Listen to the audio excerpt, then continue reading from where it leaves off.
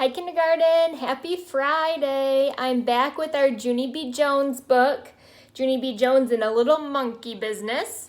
We left off on chapter 4, so I'm going to read chapter 4 and chapter 5 to you today. Remember, there's hardly any pictures in this, so if you want to just relax, lay down and listen, that works for me. So chapter 4 is called Hoppy and Rustle. My room at kindergarten is named Room 9. I have two bestest friends in that place. One of them has the name of Lucille. Lucille sits right exactly next to me. She has a red chair and also little red fingernails, which are very glossy. My other bestest friend is named Grace. Me and that Grace sit together on the school bus. Except for not today we didn't, because today Grandpa Miller drove me. Then he walked to Room 9 with me, and he waved at my teacher. Her name is Mrs. She has another name too, but I just like Mrs., and that's all. When I first walked into my room, Lucille was looking at that Grace's brand new shoes, and their name was Pink High Tops. Hey Grace, those new shoes look very beautiful on you, I said. But that Grace didn't even say thank you to me. Grace is angry at you, said Lucille. She said that she rode the bus today and you weren't even there to save her a seat. And she had to sit next to an icky kid. Right, Grace? Grace bobbed her head up and down. Yes, only I couldn't help it, Grace, I said. That's because I stayed at my Grandpa Miller's all night. And there's no bus at that place, and so he had to drive me here today. Then I tried to hold that Grace's hand, only she quick pulled away. That's not very nice of you, Grace, I said. And so guess what? Now I'm not going to tell you my special secret. That's when that Grace called me a poopy head. Lucille held my hand. I don't think you're a poopy head, Junie B., she said. And so you can tell me your special secret, and I won't tell anybody, not even Grace. Remember, we talked about it. Junie B. doesn't always use the nicest words. So we're not going to use those words, but Junie B. uses them. That's when that Grace kicked Lucille in the leg, and so Lucille pushed her down, and Mrs. had to come pull them off of each other. I raised my hand very polite. I wasn't involved, I said to Mrs. And there's a little picture, Lucille and Grace. Junie B's back here. After that, we had to sit down and do some work. It was called printing our numbers. Only I couldn't do mine that good because Lucille kept on talking to me, that's why. Come on, Junie B., she said in her whispering voice. Tell me your special secret. I won't tell, I promise. Yes, only I can't, Lucille, I said, 'cause no talking to your neighbor, remember?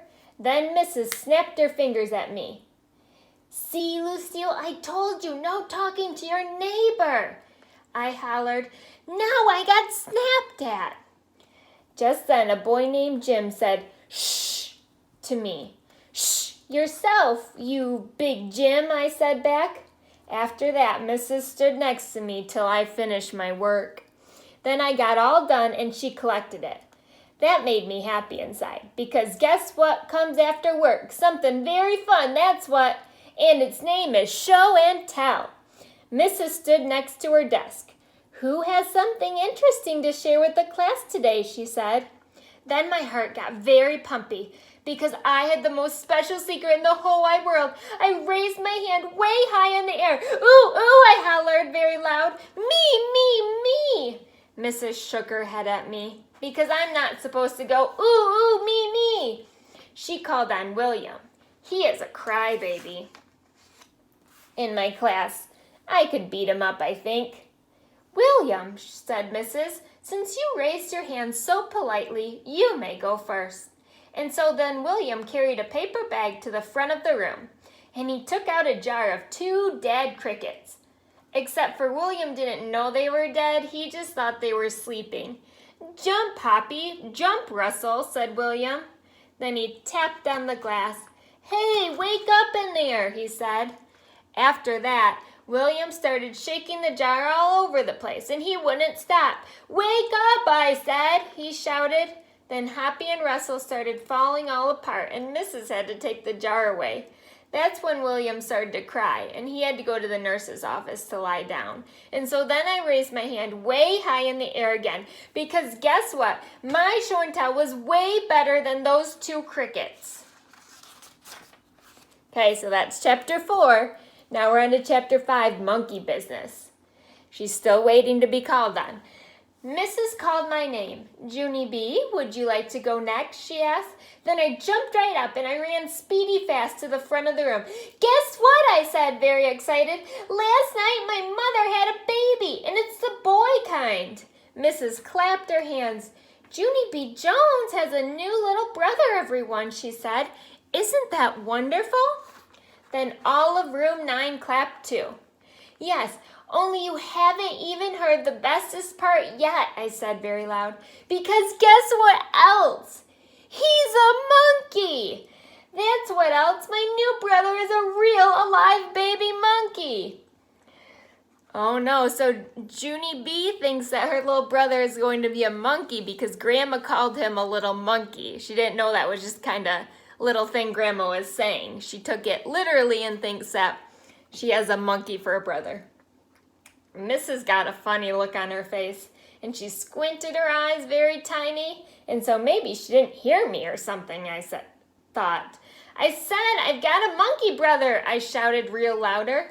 Then that mean Jim jumped up from his desk, and he hollered, Liar, liar, pants on fire. No, they are not on fire, Jim, I said back. I do too have a monkey brother. You can ask my Grandma Miller if you don't believe me. Mrs. raised her eyebrows way high on her head. Your grandmother told you that your brother is a monkey? She asked me. Yes, I said. She told me he has long fingers and long toes and lots of black fur all over himself. After that, Mrs. kept on looking and looking at me. Then she said it was time for me to sit down. There's a couple pictures for you.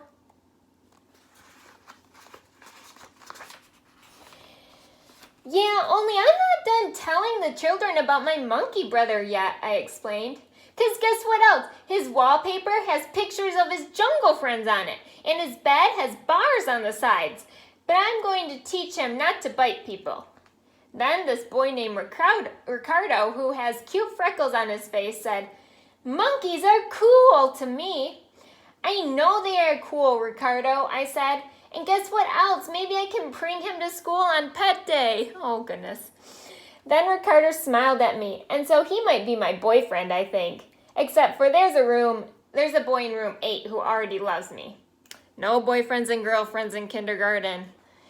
Just then, Mrs. stood up and pointed at me. That's enough, Junie B., she said. I want you to sit down now. You and I will talk about this monkey business later. And so that made me giggle, because monkey business is a funny word, I think. Then I waved goodbye to my new boyfriend, Ricardo, and I skipped back to my seat. All right, and that is it. Probably Monday or Tuesday next week, I'll read you some more. I hope you enjoyed it. Junie B is such a silly girl. Have a great weekend.